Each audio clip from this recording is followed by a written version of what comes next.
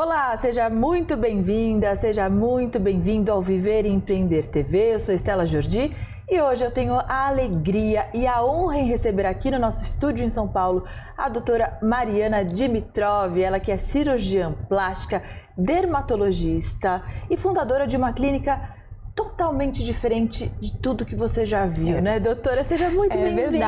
É um prazer muito enorme obrigada te conhecer. pelo convite. Uma pessoa multitalentosa, tão especial. Obrigada mesmo pela sua presença. É uma alegria estar aqui, viu? Posso falar um oizinho para quem está me assistindo? Por favor, fique à vontade, a casa é sua. Uma alegria imensa estar aqui com vocês. Fica aí, não sai, porque essa entrevista vai ser muito diferente. Você vai ver um monte de coisa super legal. Com certeza, muitas dicas e também a sua história, a sua trajetória.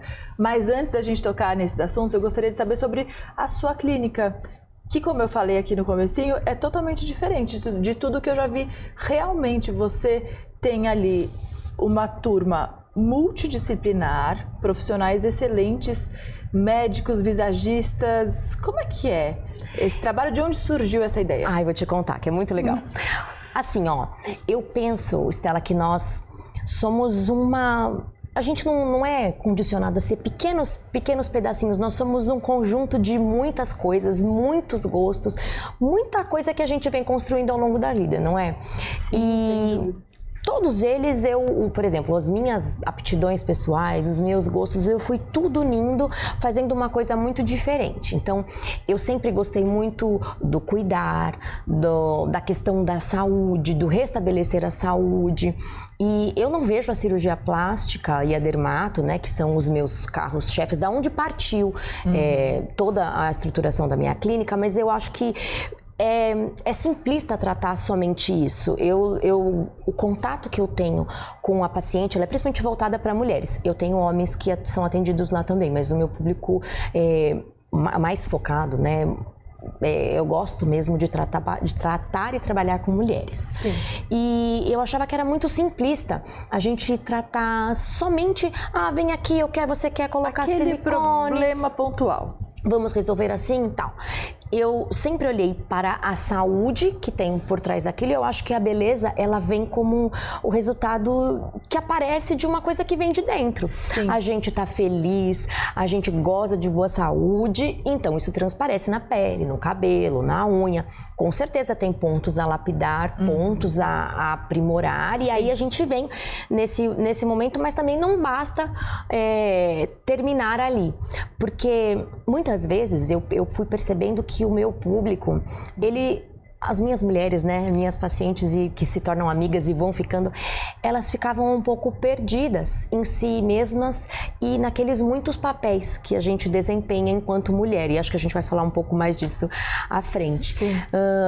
E aí nesse desejo de não somente resgatar a saúde, não somente resgatar a forma física, mas eu gostaria de invadir um pouquinho mais a vida dessa mulher. Então eu fui mexendo um pouco mais. Como essa mulher se vê fisicamente, como essa mulher lida com esse novo corpo, como ela se apresenta, qual a imagem ela gostaria de passar. Então aí houve o desejo da gente seguir a jornada um pouco mais adiante com essa mulher.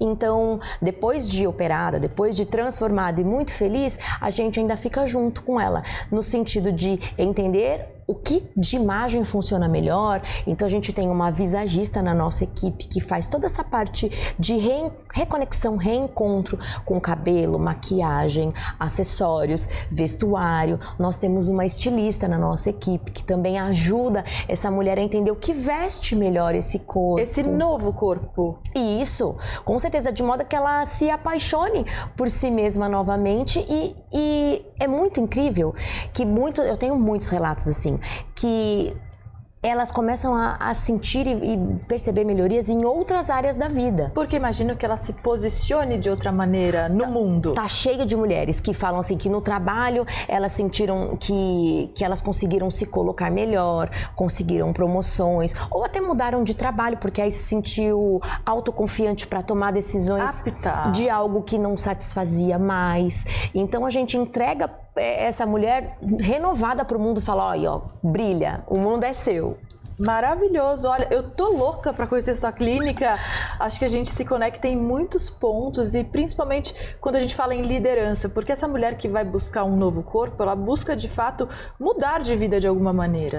A verdade é que tem um clamor dentro dela muito maior do que somente tratar o lipedema, que hoje é uma das cirurgias que a gente mais... Cirurgia e tratamento clínico, que a gente mais faz lá na clínica. Mas existe um clamor dela por mais, por ser aquilo que ela sente que nasceu para ser. E eu me vejo como alguém que ajuda a conduzi-la nesse processo de reencontro, reconexão consigo mesma, de modo que ela alcança onde ela nem sonhava. Me procurou por um motivo X, mas alcançou Y, Z, A, B, C. Você está me falando de um tratamento que vai muito além da estética. Você faz um raio-x da alma da pessoa. Isso ali. aí. Como é que é seu primeiro atendimento? Eu chego ali na sua clínica com uma dor, com uma queixa, querendo mudar alguma coisa. Como é que você costuma receber essas mulheres, doutora? Eu pergunto tudo. É uma consulta longa, é muita conversa. Eu lembro que, para você ter uma ideia, o cirurgião, ele normalmente é tido como alguém que é prático, né? Você já entrevistou vários aqui. Sim. E pode dizer. Ele é alguém que é um problema, a solução é essa. É assim, é assim. E eu lembro que até debochavam de mim na residência, dizendo que eu era a cirurgia mais clínica que tinha lá. Você tem certeza que você fez X na opção certa? Você investigava mesmo. Ali na anamnese, você fazia uma entrevista. Mas eu queria saber tudo da vida da pessoa, ou se tinha filho, quem visitava, e aí às vezes eu ia falar isso até nas visitas, e eles falavam, mas isso não interessa. Pra mim interessava. E eu sempre acreditei que ali estava o meu diferencial, era ali que morava a minha diferença, porque gente para operar, cortar e costurar bem tem muitos, mas alguém que te vê ali ó, no fundo, que quer saber tudo da sua vida. Tá bom, então você chegou com uma barriga que não tá te satisfazendo mais. Que história essa barriga tem? Ela sempre foi grandinha? Ela ganhou e abrigou quantas vidas? Ela aumentou e diminuiu quantas vezes? Por que ela ficou grande assim? Sempre foi magrinha e depois a barriga cresceu? Então assim, eu parto da dor inicial, mas a gente vai muito além. Então, e aí a gente começa a descobrir várias coisas. Ah, então é isso, tal. E aí a gente faz um plano que é personalizado. E outra coisa que eu acho muito legal é o fato da gente poder aliar. Pelo fato de eu fazer a parte dermatológica, cosmiátrica e também operar, eu digo que a minha caixa de ferramentas, ela é vasta. E o mesmo problema, ele é resolvido de maneiras diferentes para mulheres diferentes. Sim. Por quê? Porque nem todas estão dispostas a operar, nem todas têm tempo de se submeter à cirurgia e recuperação, porque às vezes estão com filhos pequenos, porque às vezes o trabalho não permite, por N fatores. Então, se você só é cirurgiã, quando você chega, o que eu tenho é a faca para te oferecer.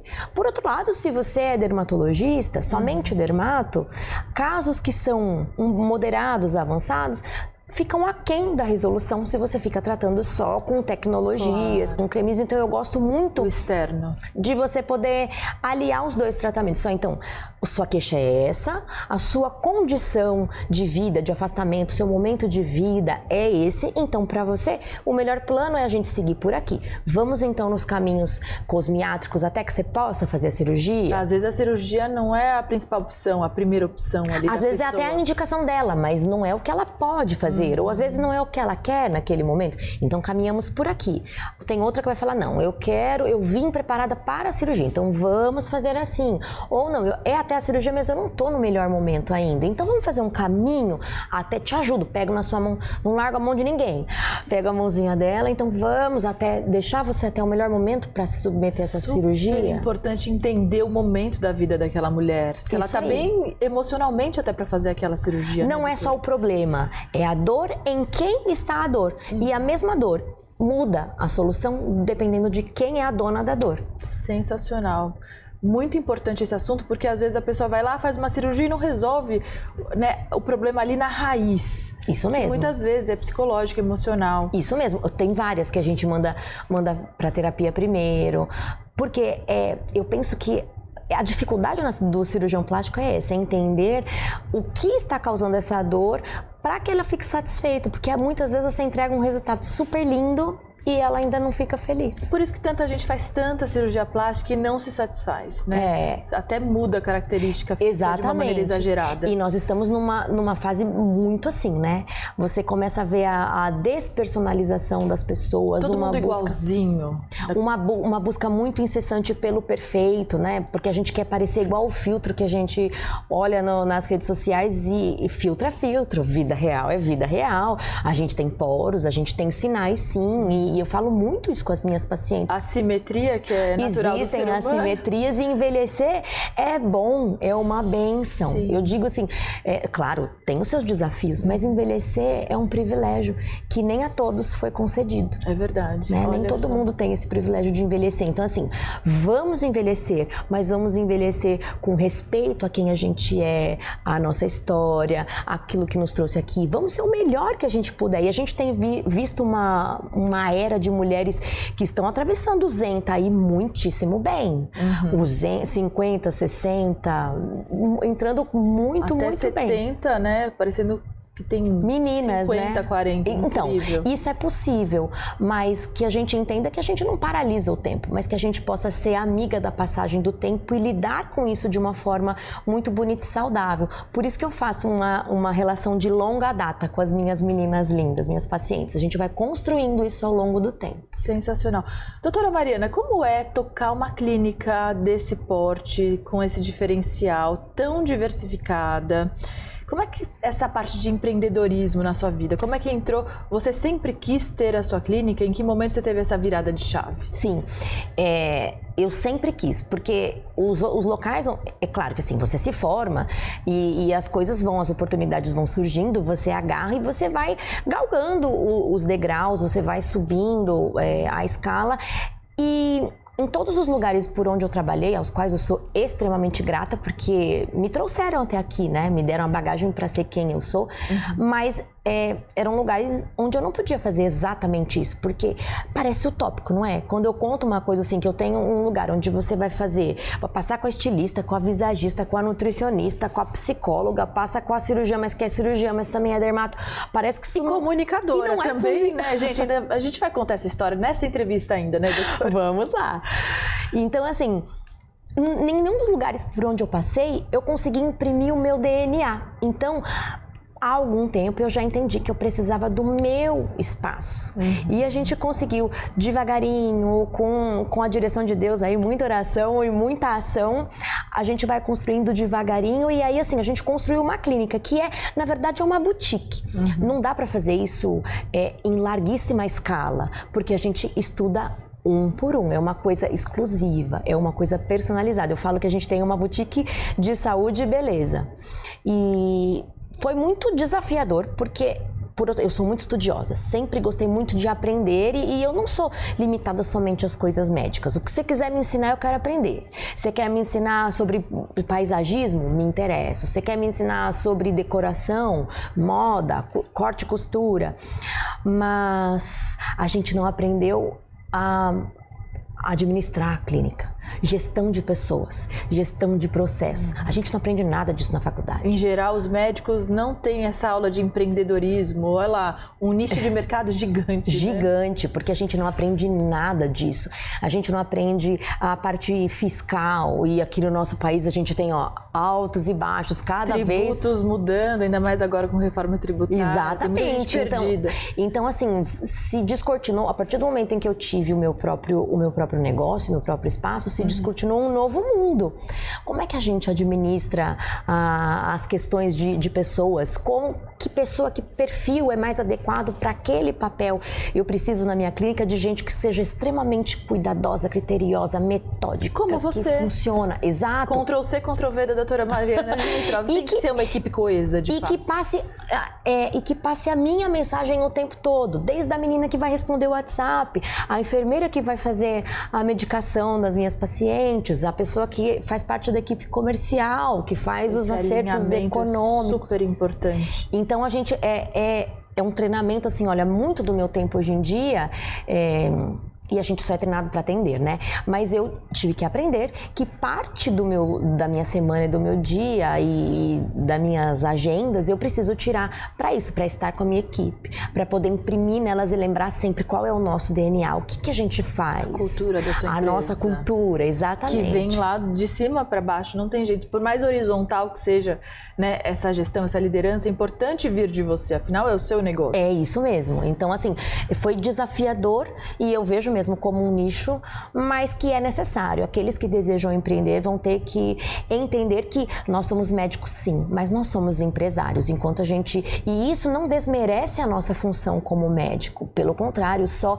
permite que a gente possa exercer a nossa função como médico, porque se a gente não pensa em toda essa questão administrativa e estrutural, o negócio não consegue subsistir e a gente deixa de cumprir nossa função, que é servir, que é ajudar. Então é necessário que a gente saia da cadeira um pouquinho de doutor para a cadeira sentar na cadeira do empreendedor para que a gente possa fazer da melhor forma possível. A gestão é super importante, né, na medicina. E que não dá para terceirizar tudo. Eu durante um tempo eu me enganei também, achando que bom, então eu posso somente sentar na cadeira do doutor e contratar alguém que entenda muito de gestão e que faça toda essa parte de gestão para mim, eu não preciso saber de nada. Você chegou a contratar alguém? Sim. E você acaba por descobrir que a clínica toma a cara daquela pessoa e não a sua. Sim. Então, por mais que você precise sim de apoio, é muito necessário que a gente tenha pessoas ao nosso lado, porque ninguém cresce sozinho, né? Mas que você não vai poder delegar 100% do seu papel. Ali tem uma razão de existir e essa razão é determinada pelo seu jeitinho, pelas suas características, as suas questões, os seus valores, os seus princípios têm que estar ali. Então, sim, é necessário que alguém te ajude. Muito legal se você conseguir alguém bem parceiro, mas esse alguém tem que estar ali alinhadinho com você, você sempre supervisionando e cuidando de todo o processo. Sem dúvida. Doutora Mariana, qual foi o seu maior erro e qual foi o seu maior acerto nessa sua jornada empreendedora até aqui? O meu maior erro foi pensar que eu podia delegar. Que mesmo com bons salários, que você fala, não, então eu vou contratar alguém bem legal do mercado aí, que já tenha hábitos, já que seja um bom gestor, que vai cuidar. Então aí se você pensa, não, eu vou fornecer um salário bem atrativo, essa pessoa vai respirar o meu negócio. Não é igual. E o meu maior erro me fez entender o meu maior acerto, que é o meu negócio existe por causa das pessoas que se conectam com a minha forma de ver o meu negócio. Então, o meu maior acerto é imprimir quem eu sou no meu negócio. E você acaba atraindo, desculpa te interromper, Imagina. mas que esse gancho é muito importante. Você acaba atraindo pacientes realmente alinhadas com você, do ponto de vista da energia, da cultura, dos valores? Com certeza. Eu não sei, isso eu não sei te explicar.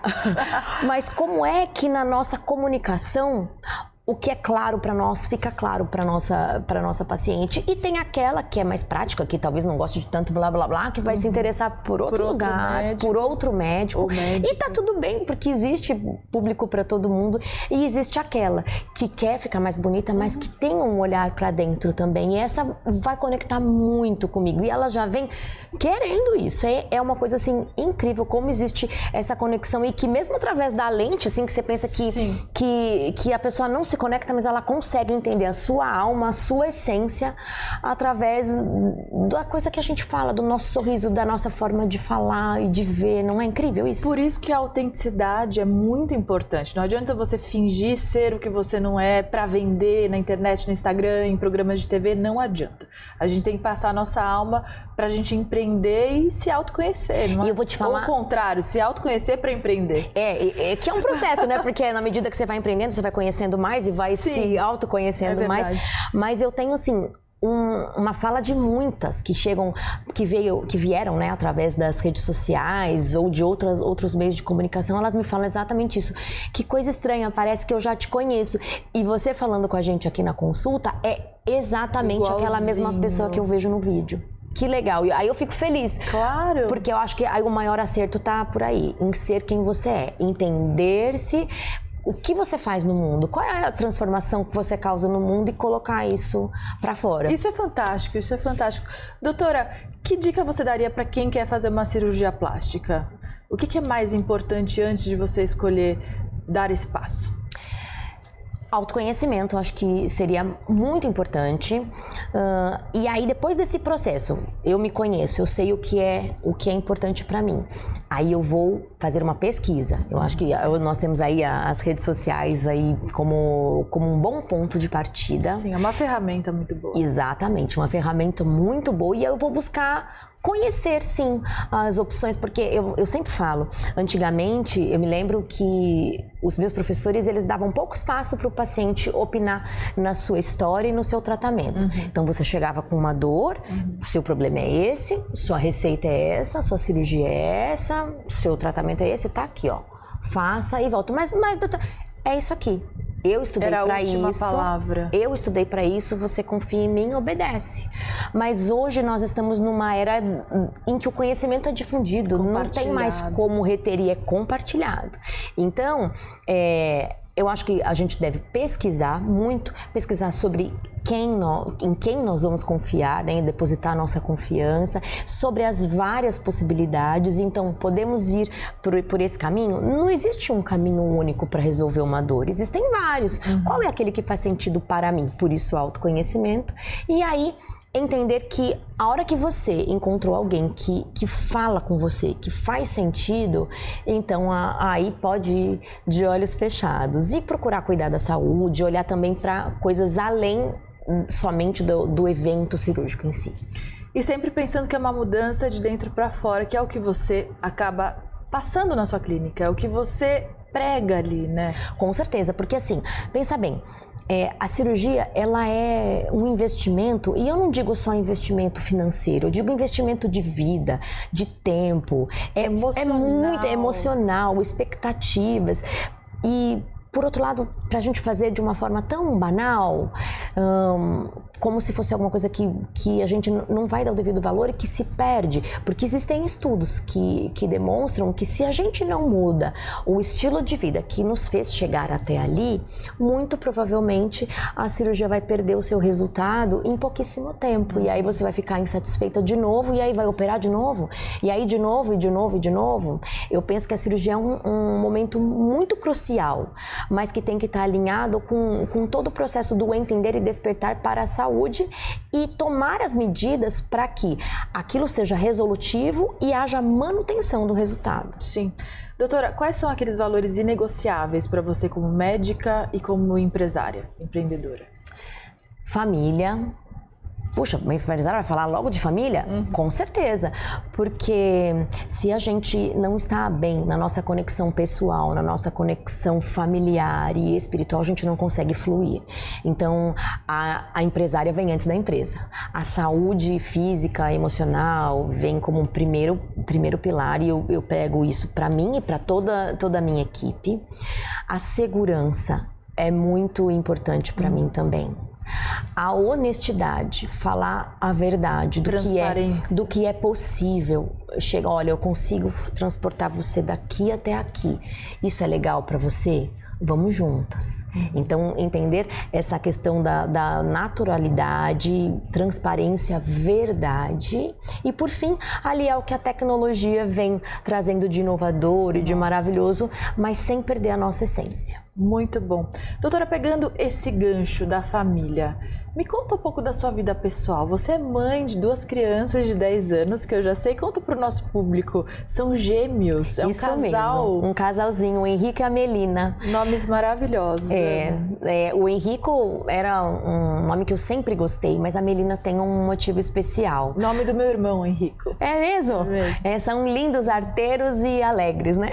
Sim, sim, muito inteligentes. Também. Muito inteligentes. E a Melina chama Melina por uma questão muito especial. A Melina, ela é uma homenagem a uma amiga minha, a minha melhor amiga da infância, adolescência, até início da vida adulta, que chamava-se Milena. E ela tinha um problema de saúde muito importante, um problema genético chamado talassemia. E ela viveu até que bastante. A expectativa é que não atinja a adolescência. E ela conseguiu até viver aos 27 anos. Ela descansou aos 27. E o desejo da Milena era ser médica. E o desejo da Milena era ter uma filha, e isso não foi possível para ela. E eu prometi que ia viver a minha vida dividindo com ela as graças que Deus me desse. E se Deus um dia me desse uma filha, eu dividiria com ela. Eu creio que um dia a Milena vai conhecer a nossa Mel. Eu creio mesmo. Ah, com certeza que ela tá vendo tudo que você faz. Ela vai ter essa oportunidade. E eu me lembro, inclusive falo sempre pra mãe dela, me lembro nos aniversários dela, porque às vezes uma dor de uma mãe que perde um filho é esse, né? Será que alguém ainda lembra dela? E eu mando pra Maria, eu ainda me lembro dela, ela ainda tá aqui, ela ainda tá aqui comigo, falo pra Mel. Então assim, já dá pra ver que eu sou muito ligada na família, né? Então eu vivo todos esses papéis, muito ligada na minha mãe, nas minhas irmãs, que têm uma importância incrível na minha formação. Eu estudei numa faculdade particular. Aqui em São Paulo? Sim, aqui em São Paulo. E minha mãe é professora. Na época ela era orientadora, mas assim, vocês sabem como que é a questão do recurso de um professor para sustentar uma filha numa faculdade de medicina. Só a minha mensalidade era maior do que o salário dela. E em algum momento da minha estada de jornada de estudo, meu pai perdeu o trabalho e não mais conseguiu se recolocar, e a gente dependia somente da minha mãe para sustentar a nossa família. E nesse momento as minhas irmãs entraram como protagonistas, e elas estudavam e pagavam o próprio estudo. E eu me lembro com muita emoção que elas trabalhavam, pagavam a faculdade delas, e tudo que sobrava elas me davam. Você é a irmã mais do meio. Velha? Ah, tá. Eu sou do meio. A minha família, com base toda na educação, todo mundo fez pedagogia. E as minhas duas irmãs trabalhavam e me ajudavam. Então, não somente elas, mas os meus avós, os meus tios. Então, a família se uniu, se mobilizou para que eu pudesse estudar, de maneira que cada semestre um assumia, iam parcelando em muitas etapas. E aí, no dia que eu me formei, eu consegui pegar todas essas parcelas, fazer uma negociação, e aí eu consegui concluir todo esse processo de estudo. Então eu valorizo demais a família, porque eu acho que é isso, né? É a base de tudo. A gente é a nossa principal empresa, né? A hora que um tá fraco, o outro vai lá e segura. E eu penso que a base para que todas os outros papeizinhos que a gente, ou grandes papéis que a gente desempenha, estão com base nisso, numa saúde, segurança emocional e espiritual. E tá tudo ligado, né, doutora? Não existe nada que não esteja junto. Por isso, viver e empreender, a gente fala muito sobre isso, né? Porque a vida é tudo isso misturado, né? Girar os pratinhos, empreender, cuidar da nossa família, dos nossos filhos e ainda assim se posicionar.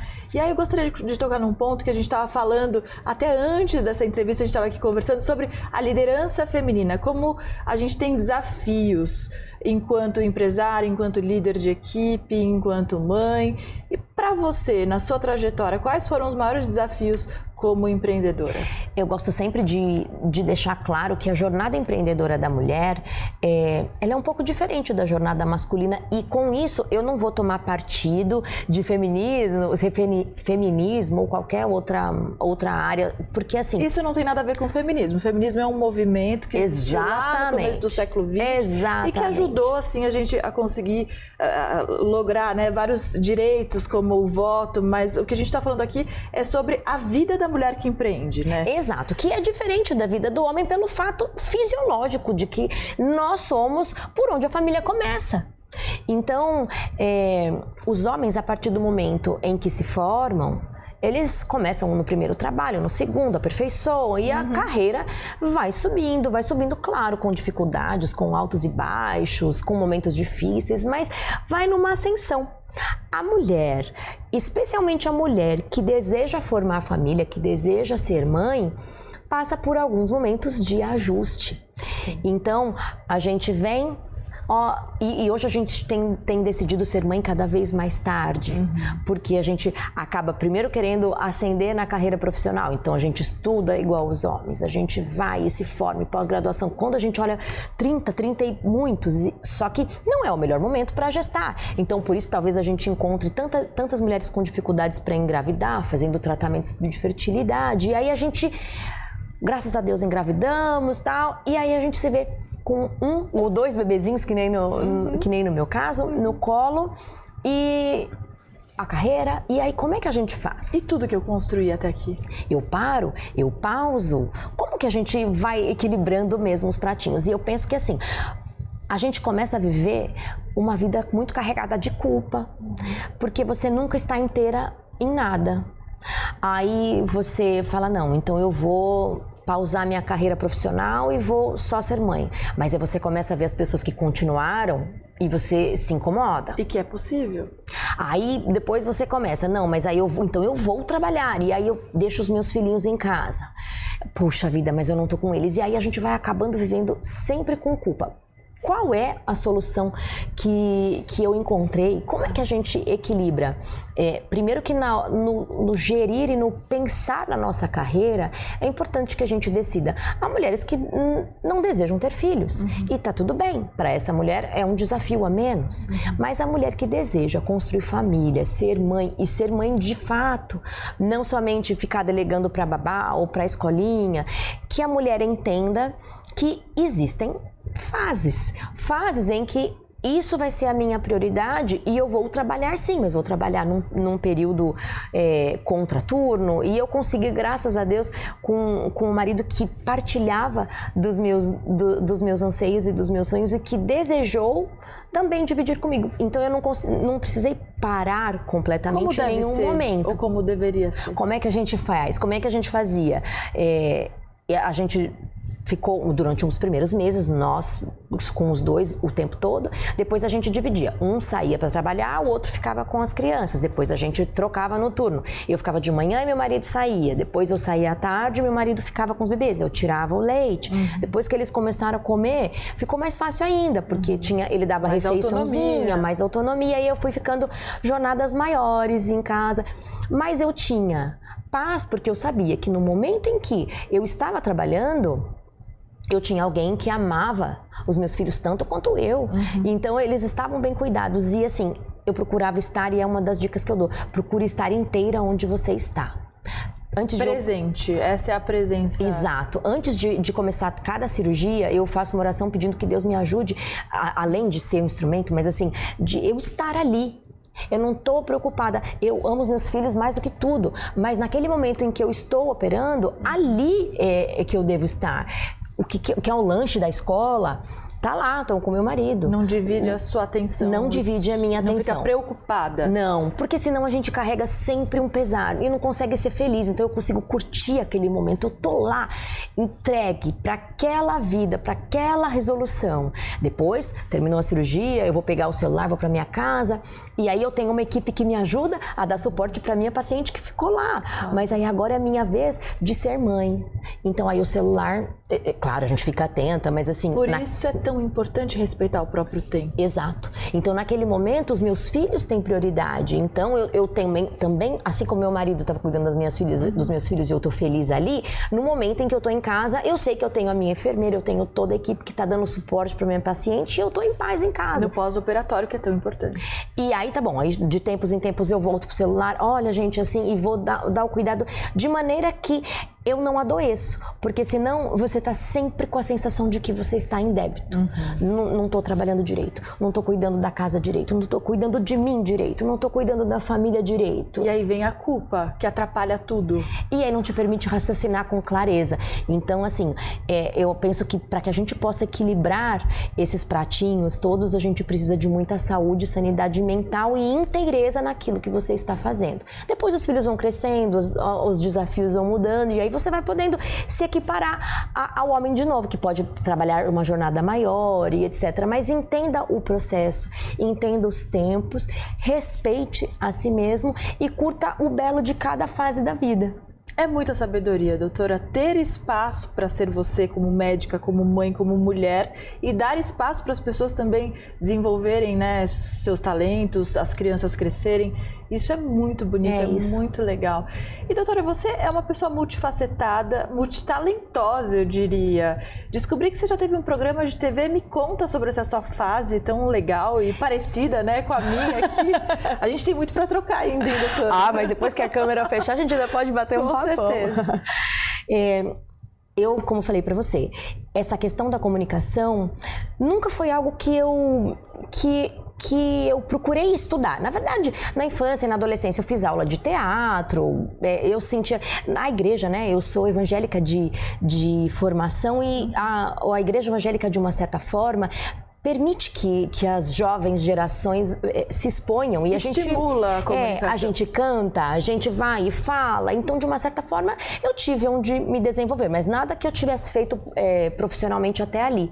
Mas por conta dessa aptidão, muitas vezes eu fui convidada como entrevistada, como eu tô hoje aqui, para falar sobre saúde, para falar sobre a minha questão profissional, até que enxergaram em mim a oportunidade de sentar desse lado aí, como entrevistadora. E em 2015, de 2015 a 2018, eu fui apresentadora de um programa, pode falar, TV? Claro, por favor, fique à vontade. Na TV Novo Tempo. Sim. O programa chamava Vida Mais Viva e era um programa de entrevistas que versava sobre questões todas de saúde, mas não somente saúde física, saúde mental, saúde espiritual, saúde como um todo.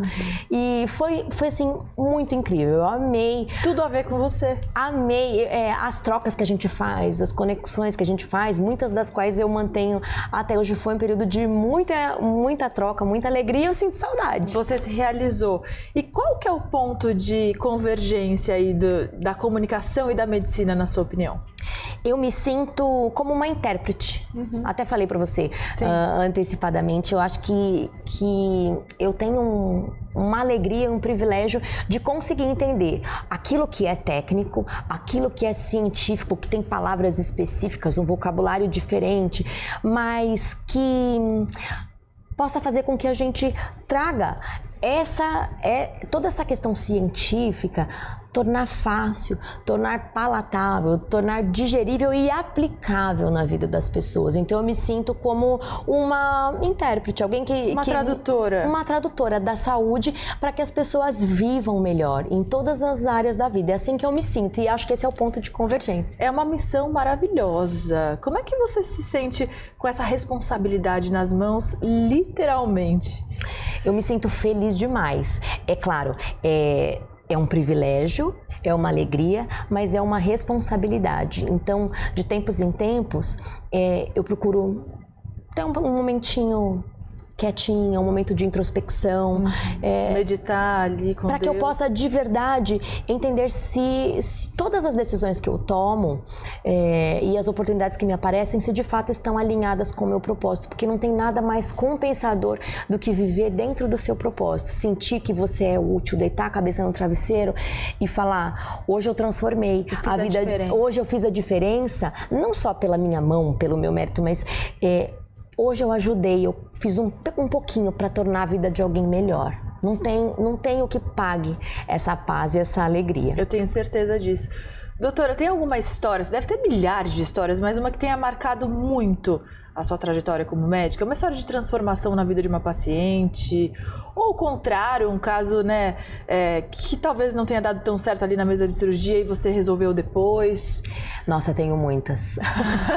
Difícil escolher, né? Te deixei numa saia justa agora, né, doutora? Mas sabe o que você pode fazer? Você pode me convidar outras vezes e a gente vai falar de outras histórias. Tá gravado aqui, hein, Borel, Alex? Ela falou que vai voltar, vai ser um prazer enorme. A gente tem, nossa, tanta coisa. Dá pra gravar uma série de reportagens, dá pra fazer muita entrevista, assim. Olha só, eu me lembro A primeira que me vem à mente é a história da minha irmãzinha, aquela que eu te contei, que foi o meu primeiro amor, a minha primeira lembrança de vida. Qual o nome dela? Adriana. Adriana. É a minha irmã mais nova, que é só 2 anos mais nova do que eu, mas que pra mim é como se fosse a minha filha mais velha. Eu sempre a amei e cuidei dela como se fosse mesmo a minha filha, por conta da minha mãe ter me dito que ela era minha filha, mas eu entendi que ela era minha. Então eu peguei pra mim. Se apropriou da Me sua irmã. apropriei da minha irmãzinha. Pois bem, durante a pandemia, a minha irmã, minha família toda lutou sempre muito com peso, sabe? E a minha mãe e as minhas irmãs sempre com sobrepeso, alguns momentos até com obesidade, mas sempre desejando emagrecer. Durante a pandemia, foi um momento em que muitas pessoas engordaram, né? Ficaram em casa e comia, engordavam, ansiosas, tal, não podiam sair. A minha irmã mais nova falou, o quê? Eu vou ficar engordando? Não, senhor, eu vou aproveitar para mudar o meu estilo de vida. Agora o meu trabalho não me demanda tanto. E começou com mudança do estilo de vida, ela emagreceu quase 24 quilos. Mas ela é bem pequenininha, ela tem 1,54 m, 55. Então fez muita diferença. Imagino. De modo que um sonho dela era sempre foi diminuir as mamas. E ela sempre dizia, não, mas eu ainda tô fora do peso, eu não vou fazer isso agora. Quando eu emagrecer, eu quero fazer isso. E durante a pandemia, ela emagreceu e ficou ótimo, ficou super bem. E ela falou, agora chegou o meu momento. Mari, agora eu quero fazer isso. E aí fizemos os exames pré-operatórios e toda a avaliação para a cirurgia Fizeram dela. uma redução de mamas mesmo. Programamos uma redução de mama. E aí ela falou, a gente conversou sobre as possibilidades, ela falou, eu não desejo pôr prótese. Eu falei, mas por que não? Será que a gente não faz uma redução um pouquinho maior e coloca uma prótese pequenininha? Tal. Bom, definimos qual ia ser a técnica e aí programamos a cirurgia. Todos os exames bonitinhos. No momento dela dormir, eu tava segurando a mãozinha dela na anestesia, ela falou assim pra mim, Mari, quando você sentir que tá bom, você tira mais um pouquinho. E logo dormiu. E essa é sua irmã, a bebezinha que você recebeu? A minha bebezinha. Meu Deus, você operou ela. Junto com um amigo que é meu braço direito e esquerdo. E aí, ele até tem uma parte importante nessa história que eu vou contar daqui a um minutinho. Sim. E aí, ela dormiu. E aí eu disse pra ela assim, tá bom, eu te amo, até daqui a pouco, tal. E eu fiquei pensando, acho que ela falou isso porque ela quer que eu deixe bem pequenininha as mamas dela, né? Sempre teve mama grande, agora deve querer uma mama menorzinha. Pois bem, fizemos o lado direito e aí eu fui pro lado esquerdo. Num momento específico da redução da mama esquerda, essa frase vinha na minha mente. Tira mais um pouquinho, tira mais um pouquinho, tira. E eu não tinha paz com essa frase na minha mente. Eu fui tirando. A mama esquerda já era menor.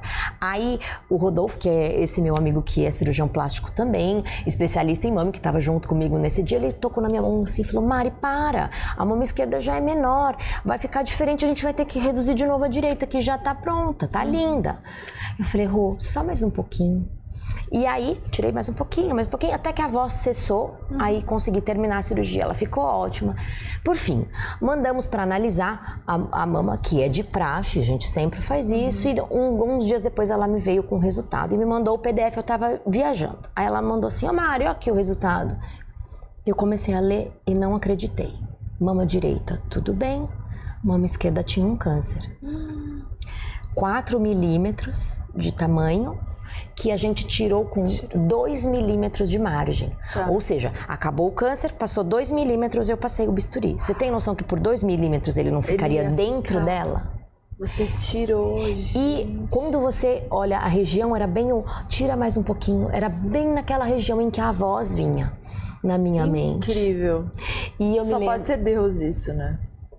E aí, eu não respondia, quando eu chorava e não respondia, ela começou a ler, aí ela entendeu, e aí eu me lembro de ter dito pra ela, quando eu liguei pra ela pra conversar, a gente chorava muito, e eu disse pra ela, Vivi, é só mais um, porque eu chamo de Vivi, né?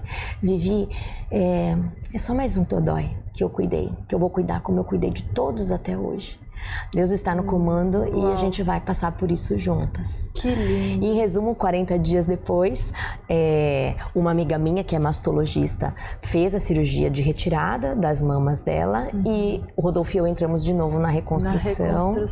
E isso já se passou, foi em 2022, isso, né? Porque ela emagreceu em 2021, etc. Foi de 2021, dezembro, e janeiro, a cirurgia de 2022. Gente. E aí já estamos aqui, ó, em 2026 e ela vai muito bem, obrigada, curada, muito feliz. E tem muitas outras histórias, mas essa é uma que marcante demais. Muito marcante. Eu sinto que se eu me tornei cirurgiã somente para esse momento, já valeu. Meu Deus, que talento. Que pessoa você é, doutora.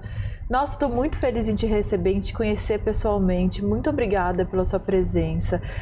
Eu vou ter que terminar a nossa entrevista por um motivo óbvio, você já entende muito bem disso. Mas antes de ir embora, eu gostaria que você deixasse uma mensagem. O que você quer deixar hoje neste programa para quem está assistindo? Você que tem tanta inspiração, tem tanto talento, tem tanta coisa para contar. O que você quer falar hoje? O que você quiser, o que vier no seu coração. Por favor, a câmera é sua. Eu quero falar com você que está acompanhando essa entrevista. Se você falou e se você ficou até aqui, é porque essa mensagem falou com você. E se você ouviu a minha história e gostou da minha história, algum ponto dessa história tocou no seu coração, eu gostaria que você nesse momento olhasse para si mesma, porque essa história é legal mesmo, ela é bonita, mas ela não é diferente da sua. A sua história também é incrível, pode ser incrível. Então, que o meu relato te inspire a ser também o que você nasceu para ser. Muito obrigada, doutora. Deixa suas redes sociais também, por favor. Ah, sim. A minha principal rede é o Instagram, @MarianaDimitrov. E vai ser uma alegria receber todo mundo lá. Me manda uma mensaginha falando que você nos viu aqui. A gente vai bater um papo. Vai ser uma alegria conversar com você por lá também. Doutora, obrigada de novo. Foi um prazer enorme. Obrigada mesmo. Eu amei também. Muito sucesso e volte sempre, tá bom? Com certeza. Muito obrigada. Obrigada. Mariana Dimitrov é o nome dela, ela que é médica, cirurgiã plástica, dermatologista. O Viver e Empreender fica por aqui. Muito obrigada pela sua companhia, pela sua audiência e até o próximo programa. Tchau, tchau.